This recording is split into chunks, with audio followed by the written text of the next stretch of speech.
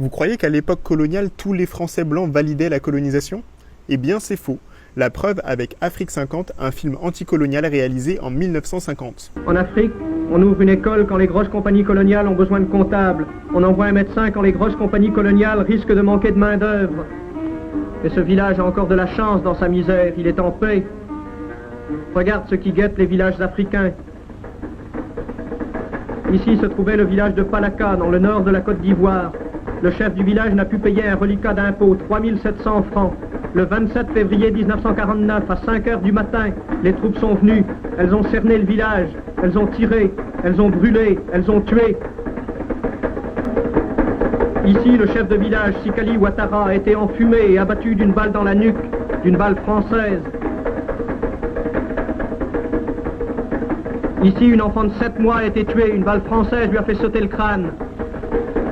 Ici, du sang sur le mur, une femme enceinte est venue mourir, 2 balles françaises dans le ventre. Sous cette terre d'Afrique, 4 cadavres, 3 hommes, une femme, assassinés en notre nom à nous, gens de France. Tu t'étonnes, les cases brûlées, les habitants massacrés, le bétail abattu pourrissant au soleil, ce n'est pas l'image officielle de la colonisation. Amis, la colonisation, ici comme partout, c'est le règne des vautours. Et les vautours qui se partagent l'Afrique ont des noms. Société commerciale de l'Ouest africain, 650 millions de bénéfices en 1949. Compagnie française de l'Afrique occidentale, 365 millions de bénéfices en 1949. Davom, 180 millions de bénéfices. L'Africaine française, le Niger français, la Compagnie française de la Côte d'Ivoire, c'est le trust anglo-saxon Unilever, 11 milliards 500 millions de bénéfices en une année, 40 millions par jour volés aux Africains. En échange, ces missionnaires du commerce ont introduit le progrès en Afrique. Le progrès. Voici le célèbre barrage de Markala Sansanding sur le Niger. Une turbine fournit de l'électricité aux maisons des Blancs. Mais il n'y a pas d'électricité pour ouvrir les vannes devant les péniches des grandes compagnies coloniales. Car la sueur des Noirs à 50 francs par jour revient moins cher que l'installation et l'entretien d'une turbine. Dans les champs de mil, dans les champs de coton, dans les champs d'arachide, les femmes noires, les enfants noirs travaillent. Les revenus de l'Ossieur et d'Unilever montent en flèche. Une péniche de la compagnie s'est échouée sur un banc de sable. Pas besoin de remorqueur pour la déhaler. Les nègres sont moins chers que le mazout. Si l'un se noie ou se fait croquer par un caïman, on donnera 500 francs à sa veuve. Poussé sur les bambous pour 50 francs par jour. Depuis 1946, le travail forcé est aboli en Afrique noire, mais il faut payer l'impôt en argent liquide. Et tu as vu comment on traite les villages qui ne peuvent payer intégralement l'impôt. Pour avoir l'argent, un seul moyen, travailler pour la compagnie coloniale à 50 francs par jour. Et les Noirs poussent sur les perches, font glisser sur leurs fleuves les chargements de coton sans espoir de vêtements. Les chargements de cacao sans espoir de goûter au chocolat. Les chargements d'arachide sans espoir d'huile et de savon. Là-bas, les bateaux attendent. Les grands bateaux des compagnies coloniales attendent dans le petit matin pour s'en aller emplis des produits de la terre des nègres, de la peine des nègres. Mais peu à peu, de Dakar à Brazzaville, d'Abidjan à Niamey, le peuple d'Afrique se dresse, s'unit, cherche les raisons de cette exploitation, de cette misère, de ces meurtres collectifs. Le peuple d'Afrique, s'appuyant sur la Constitution française, demande qu'on lui rende la terre qui lui a été volée par les compagnies coloniales.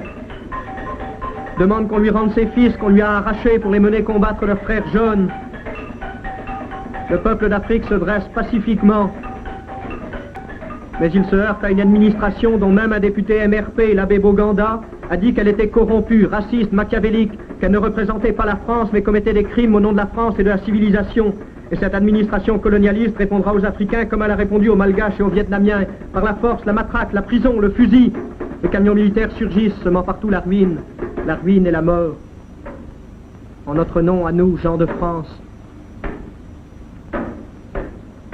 Agboville, Dimbokro, Séguéla, Dalois, Boisflé, Quétécré, des ruines, des rafles, des fusillades et des noms de villes et villages sonnant aux Africains comme des oradours.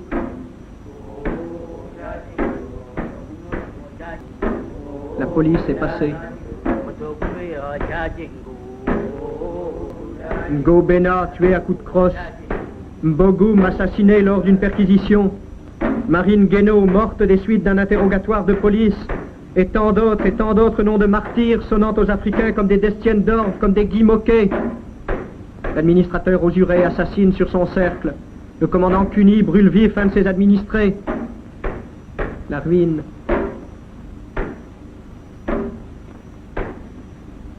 Les arrestations. Dans la prison de Bassam où croupissent 1000 Africains, Mamba Bakayoko est morte à 70 ans. Morte pour avoir lutté pour que les écoles et les hôpitaux remplacent les cours de prison. Pour que la machine serve à alléger la peine des hommes et non à préparer les voies stratégiques d'une nouvelle guerre. Pour que tous ces gosses puissent vivre en paix, puissent vivre libres et fiers.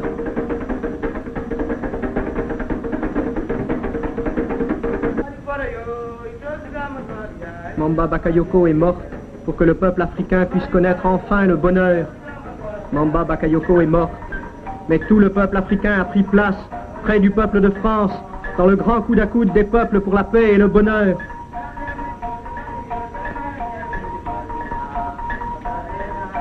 D'Abidjan à Niamey, de Dakar à Brazzaville,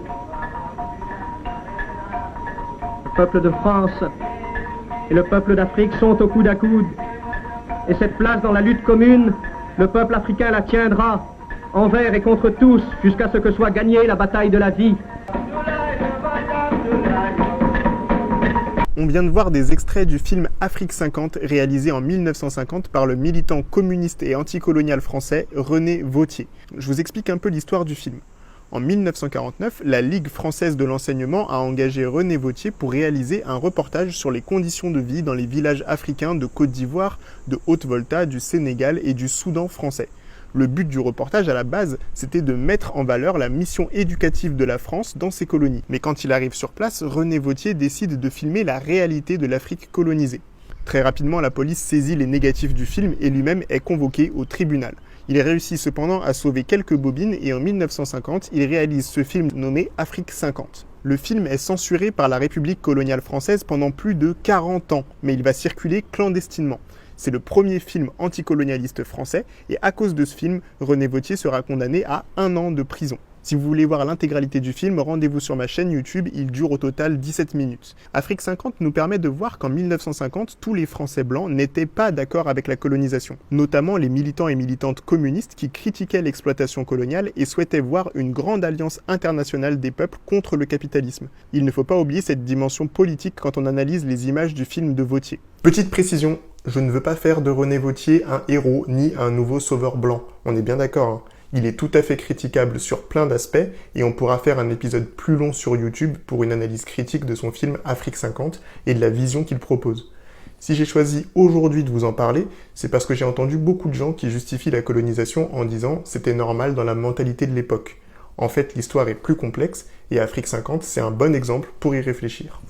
En tout cas, nous avons la preuve qu'il était possible de faire la différence entre la propagande coloniale de la République et la réalité de la situation coloniale.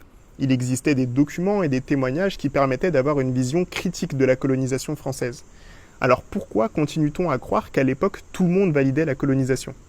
Bien, c'est parce que la propagande coloniale était tellement forte que beaucoup de ces documents et de ces témoignages ont été censurés par la République pour maintenir la majorité de la population française dans l'illusion de cette fameuse mission civilisatrice. Et c'est cette même propagande qu'on continue à entendre aujourd'hui de la part des défenseurs des aspects positifs de la colonisation.